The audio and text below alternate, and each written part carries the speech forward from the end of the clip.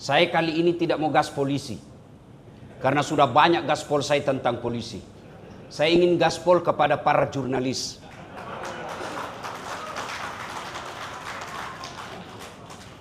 Saya doktor di bidang komunikasi.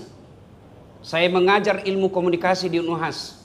Kita sudah pada tahu bahwa menurut John C. Merrill tidak ada itu objektivitas berita. Tidak ada, nonsen itu, bohong. Kata John C. Merrill, objektivitas berita itu hanya mitos. Bapak mau terima boleh tidak? Mau bukti? Mana pernah TV One memberitakan jelek-jelek tentang bisnis Abu Rizal Bakri? Carikan saya beritanya, ayo carikan saya. Suatu kali Abi Hurairah, sahabat Nabi yang paling banyak meriwayatkan hadis, berlari-lari kecil menuju ke pasar. Dalam keadaan berlari kecil itu ketemu dengan Umar, dihadang sama Umar bin Khattab, sahabat Nabi yang termasuk Khulafaur Rasyidin. Umar berkata, Abu Hurairah, kalau bahasa Makassarnya, mau ke mana? Buru-buru sekali kok. Dia bilang, saya mau ke pasar. Ada apa? Ada pengumuman penting ini saya mau sampaikan. Apa? Baru saja saya dengar Nabi mengucapkan, siapa yang mengucapkan la ilaha illallah Muhammadar Rasulullah, tiada Tuhan selain Allah, Muhammad Rasul Allah, pasti masuk surga. Umar berkata, tunggu dulu bos, betulkah Nabi bilang begitu? Saya mau cek dulu deh, apa betul itu Nabi bilang begitu? Lalu Umar bin Khattab bersama Abu Hurairah menuju kepada sumber berita, namanya Muhammad sallallahu alaihi wasallam. Kata Umar, ya Rasulullah, ada yang saya ingin klarifikasi. Apa itu? Katanya Rasul mengucapkan, siapa yang syahadat, yakin sampai mati, pasti masuk surga. Kata Nabi, ya betul, baru saya katakan. Ada apa Umar? Ini Abu Hurairah, dia mau sampaikan di pasar. Memangnya ada apa? Saya takut ya Rasul, nanti warga pasar salah paham. Biar judi, yang penting syahadat masuk surga. Biar berzina, yang penting syahadat masuk surga.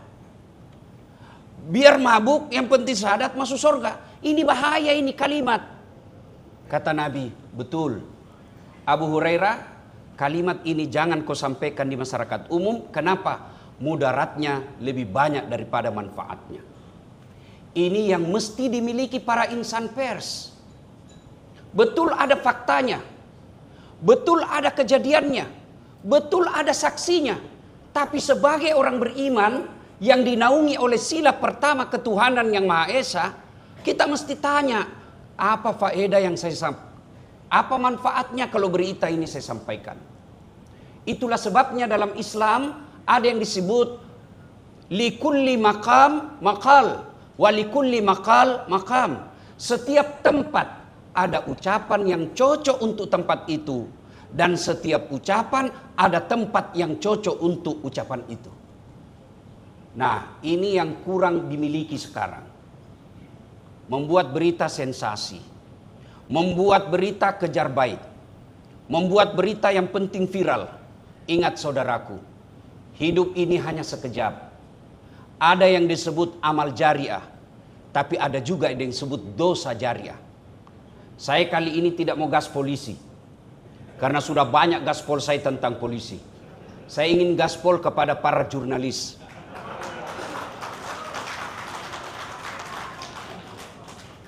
Saya doktor di bidang komunikasi. Saya mengajar ilmu komunikasi di Unhas. Kita sudah pada tahu bahwa menurut John C. Merrill tidak ada itu objektivitas berita. Tidak ada, nonsen itu, bohong. Kata John C. Merrill, objektivitas berita itu hanya mitos. Bapak mau terima boleh tidak? Mau bukti? Mana pernah TV One memberitakan jelek-jelek tentang bisnis Abu Rizal Bakri? Carikan saya beritanya, ayo carikan saya. Mana pernah Metro TV akan mengeritik bisnisnya Surya Paloh? Ayo tunjukkan saya. Maka yang baik adalah objektif dalam hal menjaga kemaslahatan. Itu aja tugas kita. Jangan sampai kita masuk kategori Sittatu asya'in tuhbitul amal. Dengar kata Nabi. Sittatu asya'in tuhbitul amal. Ada 6 perkara yang bisa menghancurkan amalmu. Puasamu hancur, hajimu hancur, sedekahmu hancur, tadarusmu hancur. Apa di antara 6 itu? Kata Nabi, al-istighalu bi uyubil khalqi. Semut seberang lautan tanpa olehnya, gajah di pelupuk matanya tidak terlihat. Boleh mengeritik, boleh. Media massa fungsinya menurut Harold de Laswell ada 4 fungsi media massa. Apa itu? Pertama, fungsi informatif, memberikan informasi. Apa itu informasi? Pengetahuan baru tentang sesuatu. Beda informasi, beda berita. Sayangnya banyak anak-anak kita di lapangan, jurnalis, kalau yang di sini saya tahu semua orang hebat. Tapi yang pegang ini pena yang di lapangan, dia tidak bisa bedakan mana berita, mana informasi. Kenapa? Karena dia menjadi jurnalis tidak berlatarkan ilmu pengetahuan tentang media massa. Coba kalau kita mau profesional, periksa anggota pers kita. Mana alumni jurnalis, mana alumni broadcasting, mana alumni komunikasi. Sepertinya lebih banyak kalau di Sulawesi Selatan, lebih banyak saya lihat alumni teknik. 1. Bapak Ibu saudara-saudara sekalian. Lalu kalau berita dibiarkan, memang dalam jurnalistik, objektivitas berita, ada yang disebut berita berimbang. Hak jawab kalau kita di dalam undang-undang pers. Memang ada hak jawab, tapi yang namanya berita, sekali lepas, sudah tidak semua baca balasan berita berimbang hak jawab itu.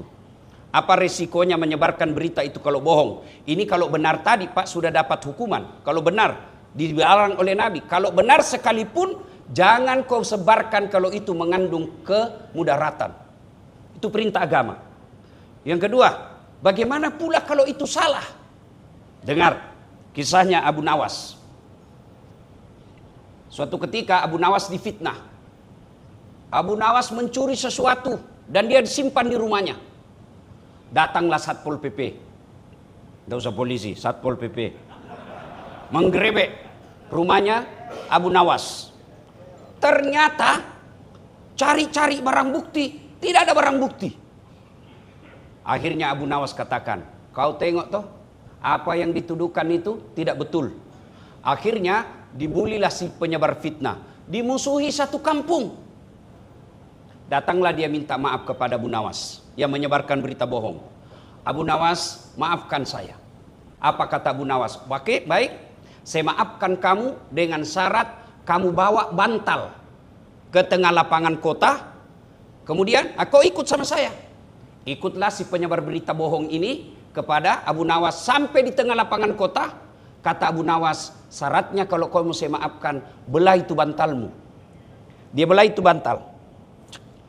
Datang angin bertiup, terbanglah apa isi bantal ini. Bulu-bulu angsa berterbangan. Kata Abu Nawas, kalau kau mau saya maafkan, tangkap itu yang terbang. Dia tangkap 1, tangkap 2, tangkap 3, tangkap 10. Ternyata apa yang terjadi? Banyak yang dia tangkap. Lebih banyak lagi yang tidak tertangkap. Kata Abu Nawas, saya maafkan kamu. Itulah tadi yang kau tangkap, bulu angsa. Tapi yang berterbangan kau tidak tangkap, itulah opini yang tercipta di masyarakat yang terlanjur percaya saya pencuri. Nah, kalau ini terjadi, percaya bagi orang beriman, Anda akan kena hadis Nabi. Apa hadis Nabi? Atadruna manil muflis? Tahu enggak kamu yang bangkrut di akhirat kelak? Yang pailit di akhirat kelak? Kata sahabat, yang tidak sholat ya Rasul, dia sholat.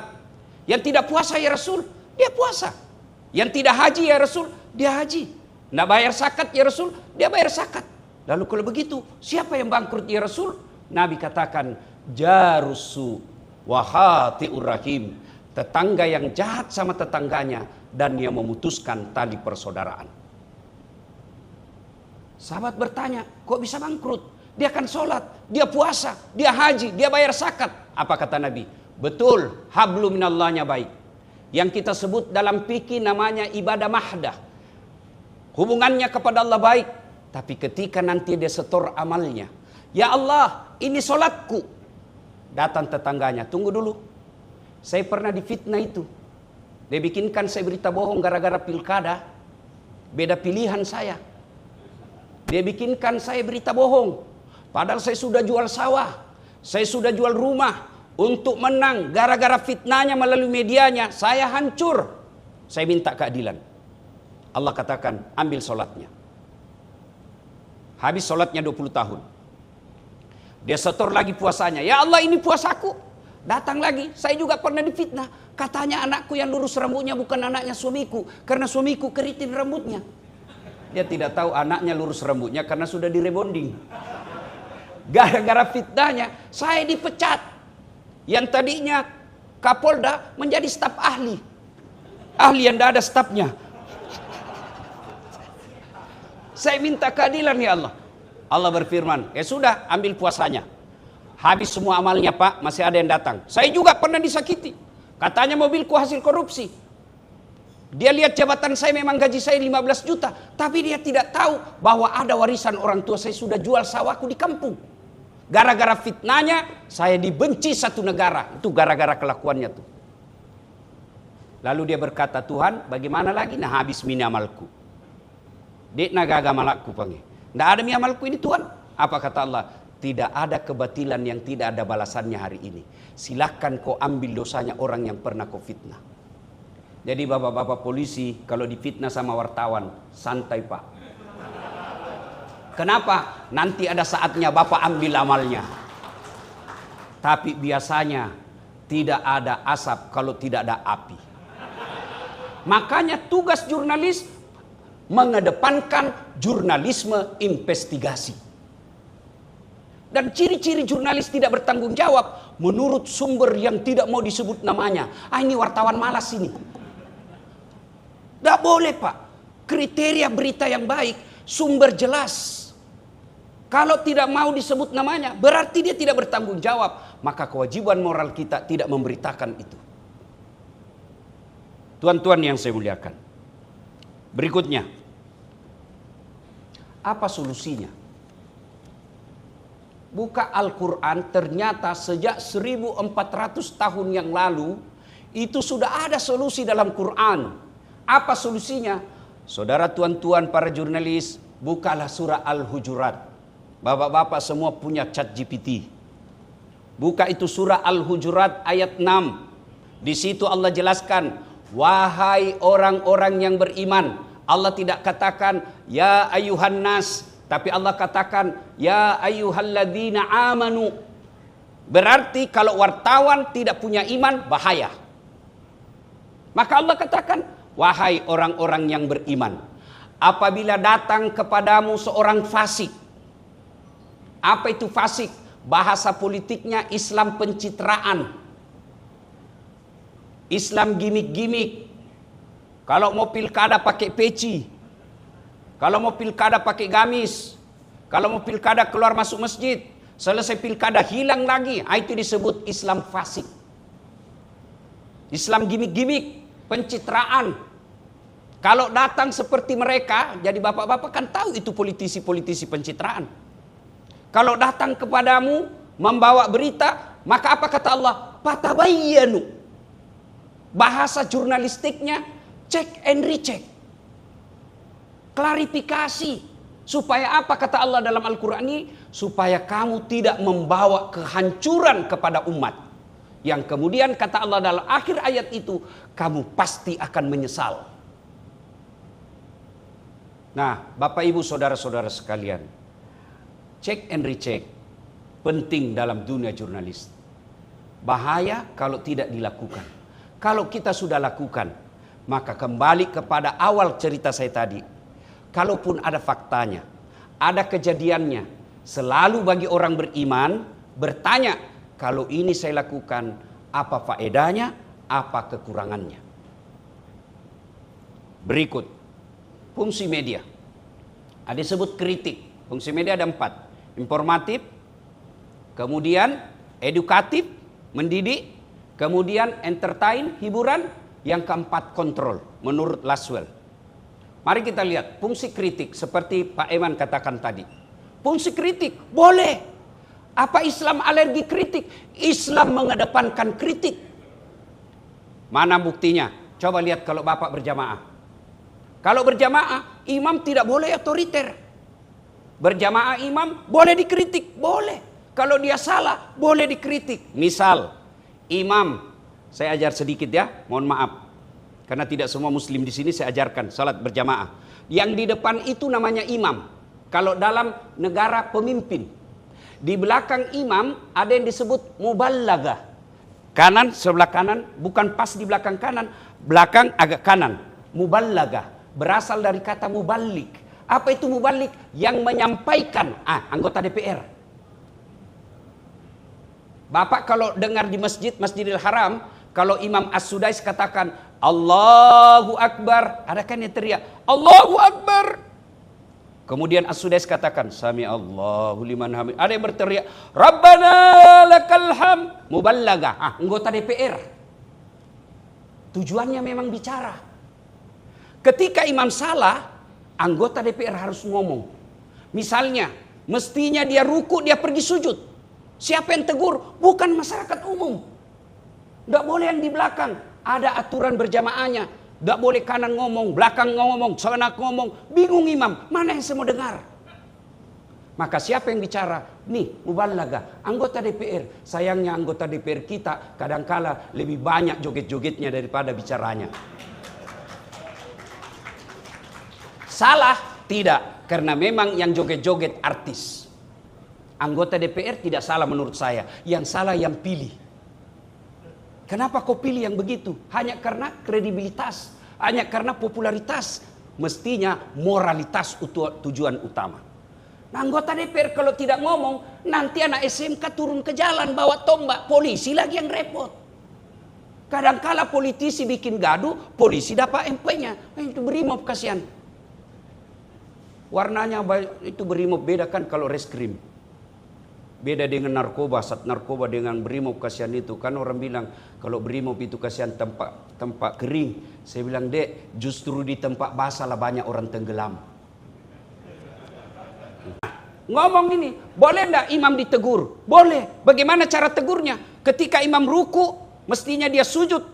Ruku dia pergi sujud. Boleh ditegur? Boleh. Tapi tidak boleh bilang, imam dongo ini. Tidak bisa. Apalagi, imam salah kok. Oh salah, tidak bisa. Gimana cara tegurnya? Kritiknya, etikanya dalam Islam apa? Kita ucapkan, Subhanallah, Maha Suci Allah. Artinya apa? Kritik boleh, tapi tidak boleh mengesampingkan etika. Kewajiban kita hanya menyampaikan. Hidayah bukan dari kita, Pak. Saya kalau di medsos, coba Pak, kurang apa kencangnya saya kritik sama polisi? Kurang apa saya kencangnya Pak dalam polisi saya ngeritik. Sampai saya dikelari gaspol. Kurang apa? Tapi bagi kita orang yang berilmu, bagi kita orang beriman, harus pandai memilih diksi. Ada itu komedian yang mengeritik polisi habis-habisan. Saya setuju kritiknya. Yang saya tidak setuju caranya yang tidak beretika. Saya bilang juga sama adik-adik polisi. Adik-adik, kalau komandanmu maki-maki kamu, masih kau punya harga diri. Kalau anggota DPR dengar pendapat kau dimaki-maki, masih punya harga diri. Kau wakil rakyat yang kau hadapi. Tapi kalau pelawak maki-maki kamu, ini mesti koreksi diri juga. Nah, ketika dikritik, boleh. Ketika imam salah, maka muballagah mengucapkan, Subhanallah, Maha Suci Allah. Tidak boleh kita mengeritik dengan memaki. Kalau ada pendakwah yang mengklaim dirinya sebagai habaib, yang mengklaim dirinya sebagai kiai, yang mengklaim dirinya sebagai ulama, tapi mulutnya kasar, bilang aja, belajar dari Nabi dari mana? Nabi tidak pernah bicara kasar. Nabi tidak pernah menghina orang. Ketika Nabi diserang pribadinya, sampai dilempari, diludahi, Nabi tersenyum. Tapi Nabi ajak perang ketika akidah, ketika Islam dihina. Tapi itu pun ada tata caranya. Apa tata cara dalam Islam perang? Tidak boleh merusak tumbuhan. Bayangkan dalam Islam, rahmatan lil alamin. Tumbuh-tumbuhan saja dalam keadaan perang tidak boleh kurusak itu tumbuhan. Ini bisa kita tahu kalau kita belajar agama.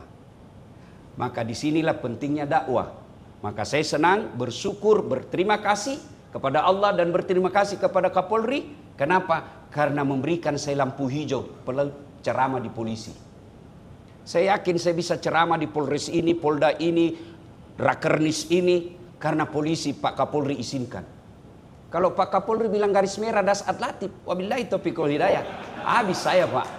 Semua anggota jangan kau undang Dasat Latif, hancur Pak. Maka alhamdulillah, kritik penting tapi tetap mengedepankan etika. Mari kita pelajari kembali Pancasila.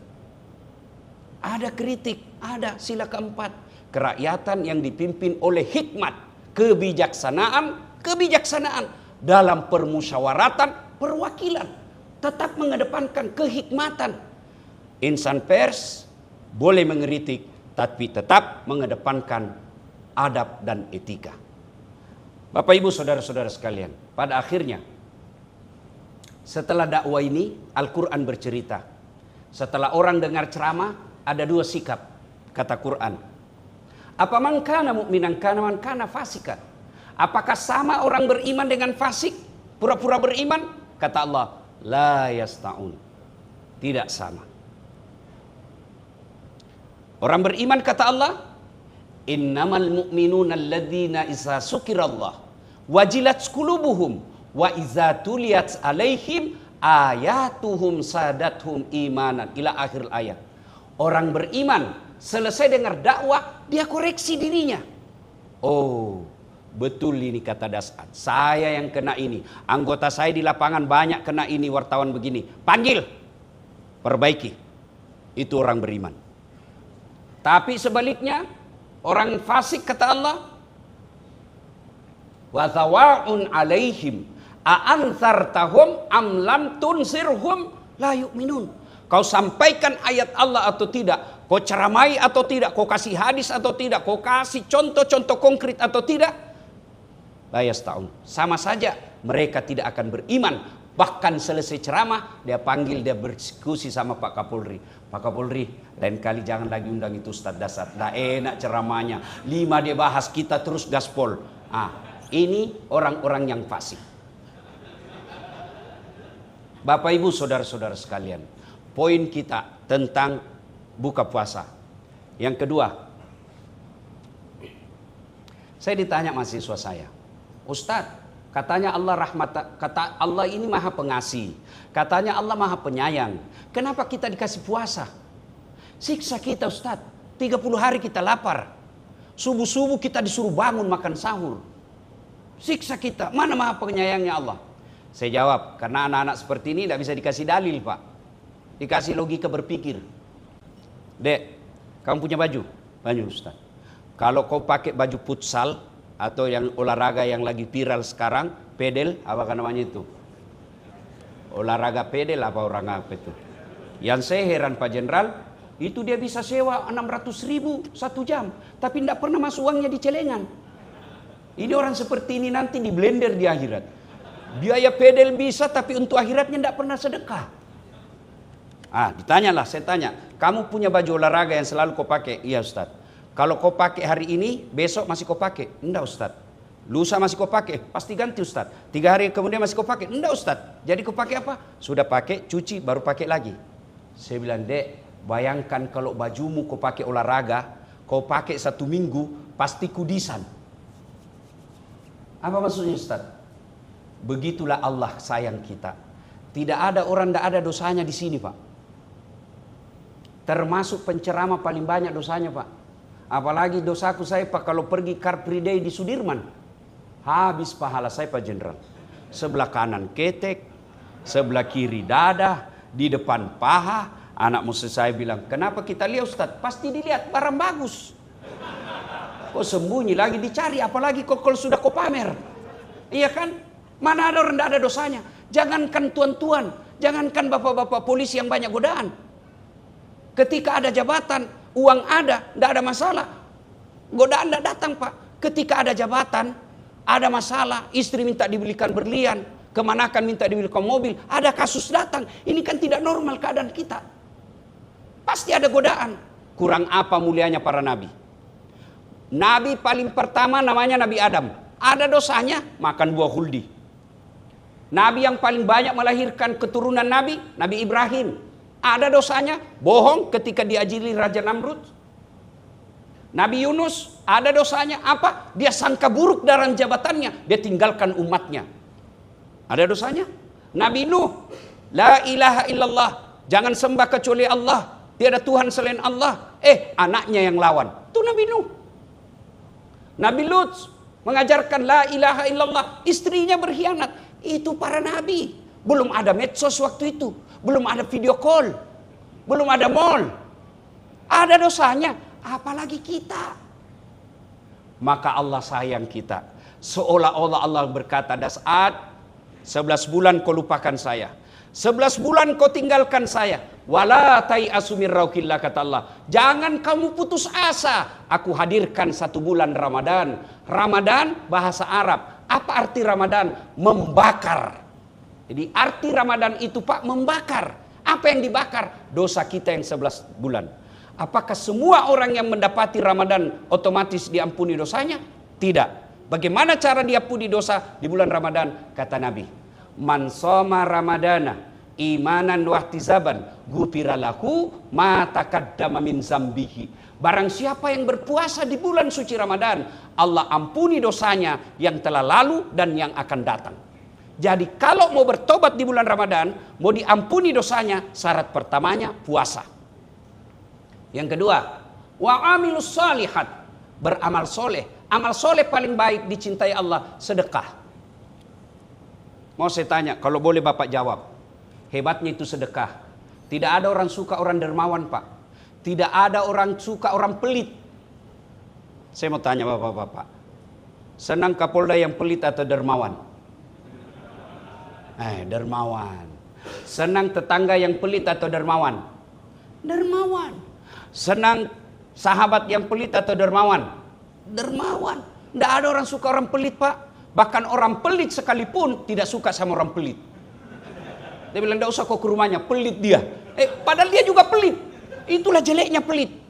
Tidak ada yang suka. Maka bapak-bapak polisi, kalau ingin memperbaiki tebus dosa, berdermalah seperti tadi. Apa itu tadi? Pembagian takjil. Bersedekah. Tadi saya terharu Pak Kapolri.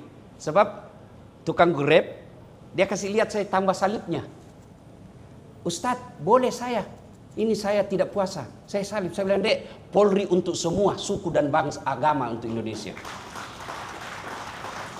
Bukan hanya orang yang buka puasa. Saya kasih dia. Bersedekah. Bapak-bapak, ibu-ibu ini yang hadir, saya selalu bilang Pak Kapolri kepada ibu-ibu, Kapolres, Kapolda, ibu-ibu tidak usah pakai emas yang asli. Kenapa? Ibu pakai saja yang palsu. Karena biar palsu, orang juga percaya pasti asli. Oh, masa istri jenderal palsu? Tidak mungkin. Maka ibu pakai saja yang palsu, yang asli bawa ke anak yatim piatu. Ibu-ibu juga yang miskin, tidak usah pakai yang asli. Kenapa? Biar asli orang tidak percaya. Maka lebih baik pakai saja yang palsu, terlanjur pakai aja yang palsu, yang asli bawa ke anak yatim piatu. Tapi alhamdulillah, Allah sangat bijaksana. Sedekah tidak harus duit. Sedekahlah dengan jabatan kita. Apa sedekahnya Polri? Menciptakan menjadi pengayom, pelindung dan pelayan masyarakat. Itulah sedekahnya polisi. Maka saya selalu bilang sama jamaah saya, jangan kau benci polisi. Sapimu hilang, siapa kau cari? Polisi. Rumahmu diserobot, siapa kau cari? Polisi. Istrimu hilang, siapa kau cari? Cari istrilah, masa cari polisi, Pak? Iya kan? Maka polisi kadangkala benci tapi rindu. Ada kejadian-kejadian yang jelek, pastilah hampir 500.000 anggota Polri. Tidak mungkin tidak ada yang baik. Tidak mungkin tidak ada yang tidak baik. Pasti ada. Jangankan polisi, ustadz juga ada yang jahat. Maka yang baik adalah pastabikul khairat, berlomba-lomba dalam mengambil kebaikan. Sedekahnya Bapak polisi bukan sekedar duit, tapi sedekahnya adalah menjadi pelindung, pengayom, dan pelayan masyarakat. Sedekahnya pada jurnalis, apa sedekahnya? Sedekahnya adalah memberikan berita, informasi yang mengedukasi, mendidik, menghibur, dan menjaga kesatuan Republik Indonesia.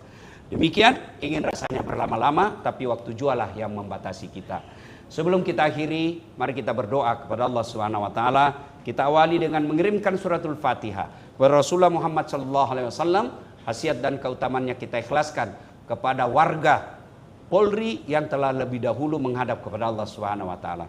Ila hadratin Nabi Mustafa Muhammad sallallahu alaihi wasallam. Al-Fatihah. A'udzu billahi minasyaitonir rajim. Bismillahirrahmanirrahim. Alhamdulillahirabbil alamin. Arrahmanirrahim. Iyyaka na'budu wa iyyaka nasta'in.